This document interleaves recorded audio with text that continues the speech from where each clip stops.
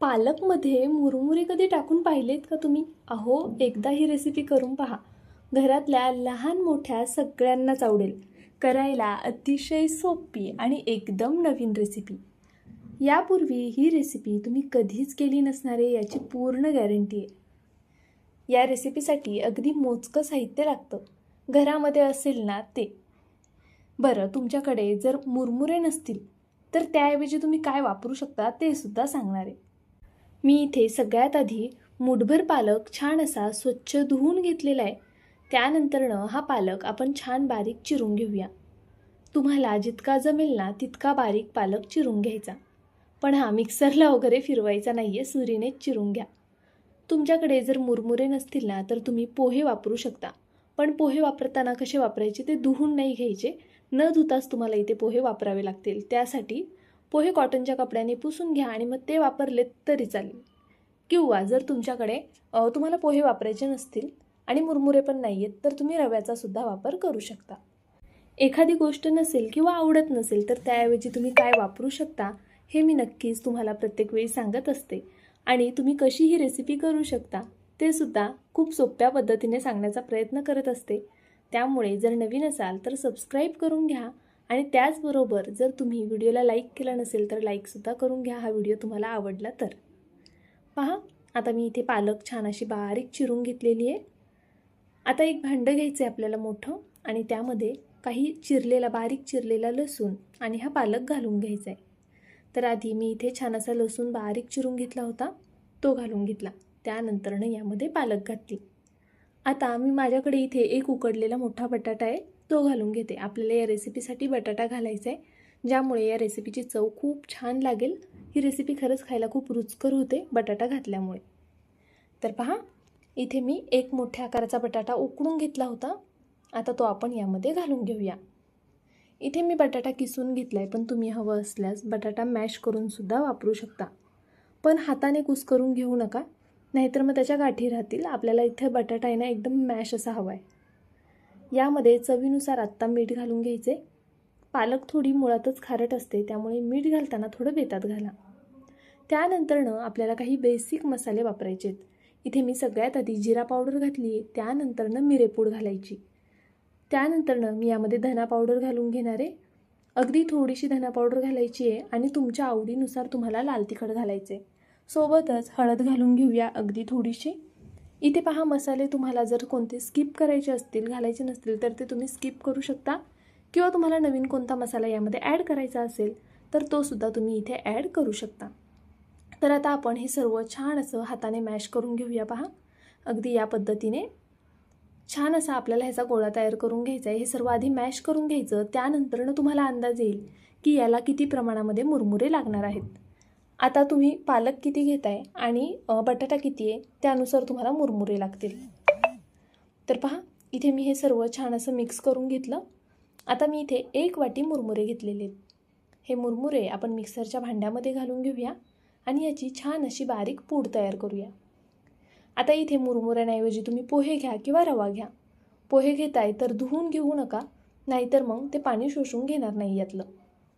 थोडक्यात काय, पालकमुळे जे पाणी सुटलं आहे ना आपल्या ह्या पदार्थाला, ते पाणी पूर्णपणे शोषून घेण्यासाठी आपण मुरमुऱ्यांचा वापर करतो आहे. आणि त्याचबरोबर मुरमुरे लहान मुलांसाठी हेल्दीसुद्धा असतात, म्हणून आपण इथे मुरमुरे वापरणार आहे. आणि आपला हा जो होणारा पदार्थ आहे हा मुरमुऱ्यांमुळे खूप असा कुरकुरीत आणि मस्त होईल. तर पहा, मी याचा छान असा इथे गोळा तयार करून घेतला. आपण नेहमीचं कणिक जशी भिजवतो ना त्या पद्धतीने गोळा करायचा आहे, पण खूप पातळ नाही आणि अगदीच घट्टही नाही. तर पाहू शकता तुम्ही, इथे आपलं हे पीठ मळून तयार झालेलं आहे. व्हिडिओ इथपर्यंत पाहिलाच आहे. थोडा जरी आवडला असेल तर प्लीज व्हिडिओला एक लाईक नक्कीच करा. त्याचबरोबर तुम्ही माझा हा व्हिडिओ कुठून पाहताय ते सुद्धा मला कमेंट करून नक्की कळवत जा. आता पहा, आपल्याला सगळ्यात आधी हात धुवून घ्यायचेत आणि त्यानंतरच पुढची कृती करायला घ्यायची. इथे मी हाताला थोडंसं तेल लावून घेतलं आहे. आता आपण हातावरती असं थोडंसं हे पीठ घेऊया आणि अशा पद्धतीने गोल करून ह्याची छान अशी टिक्की तयार करूया. आता इथे मी या आकाराच्या टिक्क्या तयार करते आहे. तुम्ही तुम्हाला आवडेल त्या आकारांच्या टिक्क्या इथे तयार करून घेऊ शकता. त्याचबरोबर तुम्ही याच्या अशा टिक्क्या न करता छोटे छोटे पॅनकेक जरी केलेत ना हाताने थापून तरीसुद्धा चालणार आहे. जसे आपण धपाटे करतो, थालीपीठं करतो त्या पद्धतीने जरी तुम्ही या बॅटरपासनं थालीपीठं किंवा धपाटे केलेत तरी चालेल. उलटं ते अजून जास्त हेल्दी होतील, कमी तेलकट होतील आणि लहान मुलांना टिफिनलासुद्धा द्यायला सोपे जातील. ही रेसिपी करायला फार जास्त वेळ लागत नाही. जर बटाटा आधी उकडलेला असेल ना तर खूप पटकन ही रेसिपी आपली तयार होते. तर पहा, इथे मी अशाच पद्धतीने सगळे कटलेट करून घेणार आहे. तुम्ही हवं तर हे गोल कटलेट करा किंवा मग जसे आपण लंबगोळे करतो ना तसे करा, त्रिकोण करा किंवा अजून कोणता वेगळा आकार तुम्हाला द्यायचा असेल तर तो नक्कीच देऊ शकता. तर इथे आपल्याला संपूर्ण कटलेट करून तयार झालेले आहेत. पहा, पालक जास्त घालायची आपल्याला या रेसिपीमध्ये, कारण आपण मुळात ही रेसिपीच पालकची करतोय, ज्यामुळे ती मुलांसाठी हेल्दी होईल. तर आता इथे आपला पालक तयार झालेला आहे. असे हे कटलेट तयार झालेले आहेत पालकचे. पहा, इथे मी ब्रेड स्क्रम घेतलेत. तुम्ही ब्रेड स्क्रमऐवजी ना रवासुद्धा वापरू शकता किंवा मग तुमच्याकडे जर सोयाबीन असतील तर तुम्ही ते सुद्धा असे मिक्सरला फिरवून ते सुद्धा ब्रेड स्क्रमच्या जागी वापरू शकता. आता अशा पद्धतीने आपल्याला हे ब्रेड स्क्रम ना छान असे कटलेटला लावून घ्यायचे. पहा, मी असं दाबून दाबूनच हे लावून घेते, म्हणजे मग हे तेलामध्ये सुटणार नाही. ब्रेड स्क्रम व्यवस्थित असे कटलेटला चिटकून बसतील. अगदी या पद्धतीने ना आपण पहा वरतून असे ब्रेड स्क्रम टाकायचे आणि मग त्यानंतर हे असं दाबून घ्यायचं आणि जे एक्स्ट्राचे ब्रेड स्क्रम आहेत ना ते असे काढून टाकायचे, नाहीतर मग ते तेलामध्ये सुटतील आणि मग तेल जास्त खराब होईल. तुम्ही हवं तर कोणत्याही पिठाची स्लरी करून त्यामध्ये हे कटलेट डीप करून त्यानंतर ब्रेड स्क्रम लावले ना तरीसुद्धा चालणार आहे. तर पहा, इथे आपण सगळ्याच कटलेटला अशा पद्धतीने ब्रेड स्क्रम लावून घेतलेले आहेत. आता आपण लगेचच हे कटलेट तळायला घेऊया. पण हां, तुम्ही हे कटलेट तळण्याऐवजी शॅलो फ्रायसुद्धा करू शकता. अगदी 2 चमचे तेल टाकून हे कटलेट तुम्ही शॅलो फ्राय करून घेतलेत तरीसुद्धा चालू शकतं. मी ते हे डीप फ्राय करणार आहे. तर पहा, असे एक एक करून आपल्याला अलगद हाताने हे कटलेट तेलामध्ये सोडून घ्यायचे.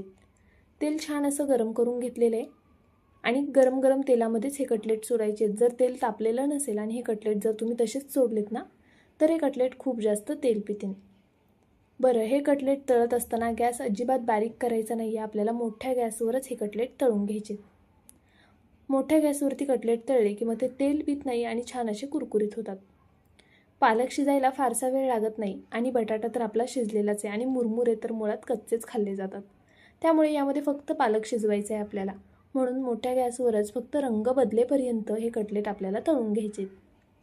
छान असा गोल्डन सोनेरी रंग येईपर्यंत तळून घ्या, म्हणजे मग त्याची वरची जी लेअर आहे ती व्यवस्थित कुरकुरीत होते आणि आतमधून थोडेसे सॉफ्ट असे हे कटलेट तयार होतात.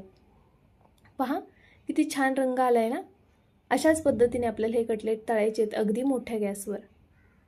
तुम्हाला हा व्हिडिओ कसा वाटतोय, ही रेसिपी कशी वाटते मला कमेंट करून नक्कीच कळवत जा. त्याचबरोबर तुम्ही व्हिडिओ कुठून पाहतात ना ते सुद्धा कळवत जा. आता बऱ्याचदा काय होतं, प्रत्येक कमेंटचा रिप्लाय द्यायला पॉसिबल होत नाही, पण मी सगळ्या कमेंट वाचण्याचा प्रयत्न करत असते आणि जमेल तेवढ्यांना रिप्लायसुद्धा देण्याचा प्रयत्न करत असते. तर इथे पाहू शकता तुम्ही आपले कटलेट बनवून तयार झालेले आहेत. खायला खरंच खूप रुचकर लागतात. बरं, आपलं अजून एक चॅनल आहे कुक विथ पूजा सांडपूर म्हणून. तर जर तुम्ही ते चॅनल पाहिलं नसेल ना तर नक्की एकदा व्हिजिट द्या. तिथे सुद्धा मी वेगवेगळ्या रेसिपीज अपलोड करत असते, ज्या खूप सोप्या असतात करायला. मुलांच्या टिफिनसाठी असो किंवा पाहुणे आल्यावरती करायला किंवा काही कार्यक्रम वगैरे असेल तर त्यासाठी. ते चॅनल नवीन आहे त्यामुळे नक्कीच तुम्ही तिथे सुद्धा रेसिपीज वेगवेगळ्या पाहू शकता. पहा, इथे आपले हे कटलेट तयार झालेले आहेत. एक एक करून अशा पद्धतीने आपण हे छान असे तेलातनं निथळून काढून घेऊया. तुम्ही हवं तर खाली टिश्यू पेपरसुद्धा टाकू शकता. तर इथे मी संपूर्ण कटलेट अशा पद्धतीने पहा तळून घेतलेत आणि मस्त रंग आलेला आहे. वरतून एकदम कुरकुरीत होतात. हे बघूनच तुम्हाला समजत असेल की किती कुरकुरीत झालेले आहेत. पहा, अगदी कुरकुरीत असे हे कटलेट तयार झालेले आहेत आणि आतमध्ये सॉफ्ट आहेत. एकदा तरी नक्कीच करून पहा, तुम्हा सगळ्यांना खूप आवडतील. आता हे गरम आहे म्हणून तोडून दाखवत नाही. उद्या पुन्हा भेटूया अशाच एका छानशा रेसिपीसोबत.